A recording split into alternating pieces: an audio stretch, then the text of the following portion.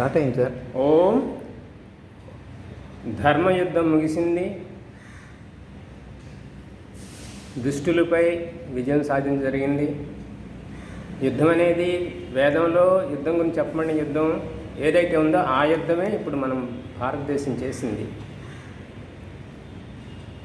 ఇప్పుడు చేసిన యుద్ధంలో మనం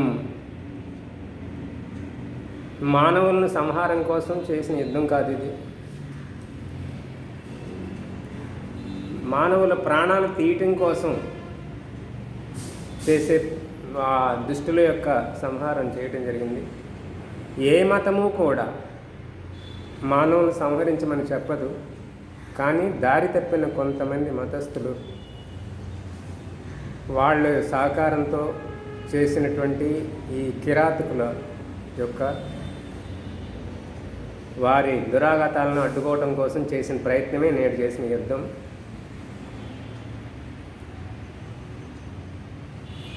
ఈ యుద్ధం అనేది రాజ్యకాంక్షతో చేసింది కాదు. ఇతర దేశాల మీద ఈర్ష్యాద్వేష అసూయలతో చేసింది కాదు. వాళ్ళ ఆస్తులను కొల్లగొట్టడం కోసం చేసింది కాదు. మత వ్యాప్తి కోసం చేసింది కాదు. కానీ మన భారతదేశం పైన ఒక మతస్థులు వాళ్ళ మత వ్యాప్తి కోసం, తర్వాత ఇక్కడున్న ఆస్తులను దోచుకోవడం కోసం వచ్చి ఇక్కడ రాజులను సంహరించి రాజ్యపాలన చేశారు. తర్వాత మరొక మతస్థులు రాజ్యకాంక్షతో ఈ దేశానికి వచ్చి ఇక్కడ మన దేశస్థుల్ని బానిసలుగా చేసుకొని ఇక్కడ ఆస్తులన్నీ కూడా వాళ్ళు కొల్లగొట్టుకోవడం జరిగింది. మన ఐక్యత ఏదైతే ఉందో ఆ ఐక్యతను చెడగొట్టడం కోసం, ఐక్యత వెనుక గల కారణమైనటువంటి సంస్కృతి, ఏ సంస్కృతి అయితే మనందరినీ ఐకమత్యంగా ఉంచుతుందో ఆ సంస్కృతికి సంబంధించిన ఆధ్యాత్మిక గ్రంథాలని, ఆధ్యాత్మిక గుర్తుల్ని, ఆధ్యాత్మిక స్థావరాలని, గురుకులాన్ని నాశనం చేయడం జరిగింది. కానీ ఇప్పుడు మనం చేసిన యుద్ధం అలాంటిది ఏమీ కాదు. మన ఆత్మరక్షణ కోసం, అమాయకమైనటువంటి స్త్రీలను వాళ్ళని ఏడ్పించడం కోసం, వాళ్ళ భర్తలను సంహరించడం కోసం చేసినటువంటి దుష్ట రాక్షస కృత్యాన్ని ఎదిరించి మళ్ళీ అలాంటి జరగకుండా ఉండటం కోసం చేసినటువంటి యుద్ధం, దుష్టులపై చేసిన యుద్ధం ఇది వైదికమే. కాబట్టి ఈ రోజున ఈ మన భారతదేశాన్ని కాపాడడం కోసం తమ అసులు బాసినటువంటి వీర సైనికులకు, వారందరికీ ఆత్మశాంతి కలగాలని పరమాత్మను ప్రార్థిస్తూ వారికి శ్రద్ధాంజలి ఘటిస్తున్నాం.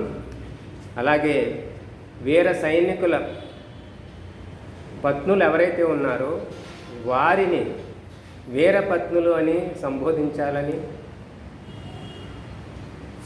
మనం గ్రహించాలి.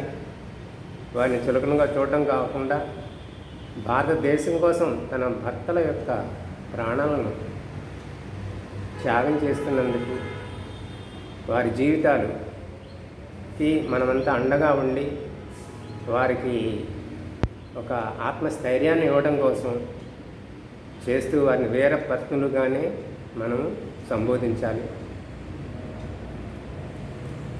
ఈరోజు ఒక ఋగ్వేద మంత్రం, అది 10వ అధ్యాయం 83వ సూక్తంలో 5వ మంత్రం. దీని విషయం పరమేశ్వర విముఖులు పరమ దౌర్భాగ్యులయ్యేదరు. పరమేశ్వర విముఖులంటే పరమపిత పరమాత్మ సమస్త మానవాళికి, సమస్త విశ్వానికి సృష్టి స్థితి లయకర్త అయిన వాడు పరమేశ్వరుడు. మతాలు, మతి భేదాలు కావచ్చు, ఎవరెవరి స్వయం కల్పిత దేవుళ్ళను వాళ్ళు ఆరాధించుకోవచ్చు. కానీ ఇవన్నీ కూడా భూగోళం ఒకటే, ఒక్కొక్క మతానికి ఒక్కొక్క భూగోళాన్ని ఎవరి విశ్వాసమైన దేవుడు వాళ్ళకి నిర్మించి ఇవ్వలేదు. ఒకే భూగోళాన్ని ఇచ్చినప్పుడు కర్త కూడా ఒకళ్ళై ఉంటారు.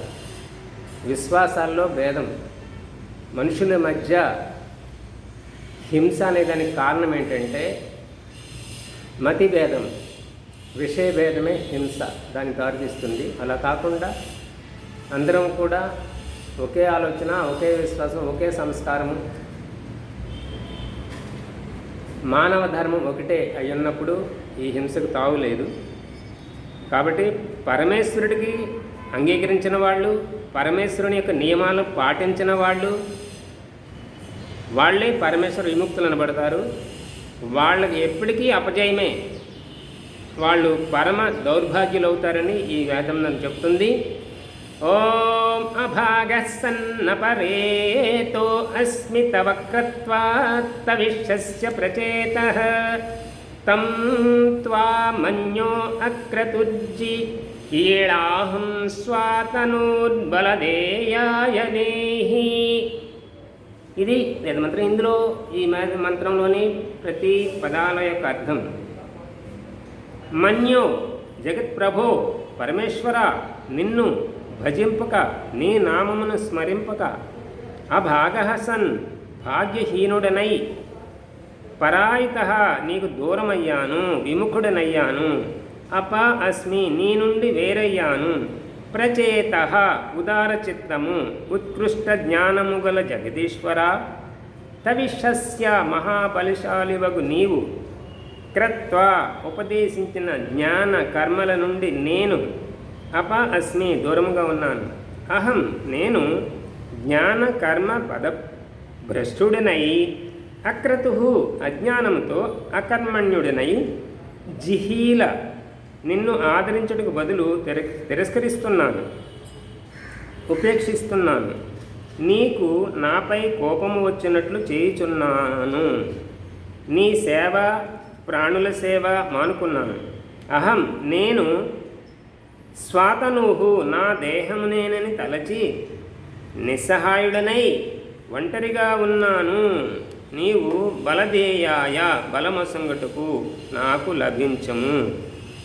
ఇది పదార్థము. ఇక్కడ దీని యొక్క భావార్థము. హే ఈశ్వర, నీ యొక్క జ్ఞానమును బడయని అంటే నీ యొక్క జ్ఞానాన్ని తెలుసుకొని వేదోక్త కర్మలను ఆచరించని జనులు భాగ్యహీనులై పరమేశ్వరునకు విముఖులయ్యదురు. ఈశ్వర విముఖులగు వ్యక్తులు ఆత్మ పరమాత్మలను ఎరుగక సర్వవిధముల భ్రష్టులగుదురు. భౌతిక సుఖమును ఆశించి పరోపకారమన్నది లేక ఒంటరి వారయ్యెదరు. అటువంటి వ్యక్తులకు ఆ పరమేశ్వరుడే కరుణించి బలమసంగి సన్మార్గులుగా చేయుగాక.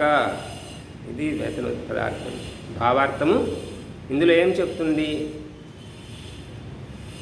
ఏ పరమాత్మ చేత సృష్టింపబడ్డారో మానవులు, ఏ లక్ష్యం కోసం వారు ఈ భూమిపైకి రాబడ్డారో ఆ లక్ష్యం యొక్క భావాన్ని, ఆ యొక్క అంతరార్థాన్ని గ్రహించి ఆ రకంగా జీవితాలు సాగించాలి.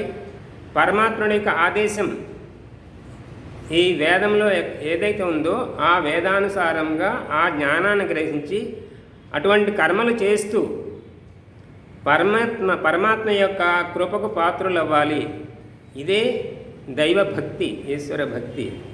తప్ప ఆయన చెప్పిన మా యొక్క ఆజ్ఞాపాలన చేయకుండా మనం ఎన్ని రకాలైనటువంటి వేషభూషణాలు వేసినప్పటికీ అది ఈశ్వర భక్తి కానే కాదు. అలా చేసేవాళ్ళు ఈశ్వర ఆజ్ఞను పాలించకుండా ఇతర కార్యాలు, ధర్మ విరుద్ధ వేద విరుద్ధ కార్యాలు చేసేవాళ్ళు భ్రష్టులగుదురు అని ఈ మంత్రం యొక్క ఆదేశం. కాబట్టి మనమందరం కూడా పరమాత్మ యొక్క ఆజ్ఞన పాలన చేస్తూ ఇతరులతో చేయిస్తూ మన జీవితాలు సుఖమంతం చేసుకోవాలి. ఈశ్వర ఉపాసనలో మగ్నులు కావాలి, ఆనందాన్ని అనుభవించాలి. ఓ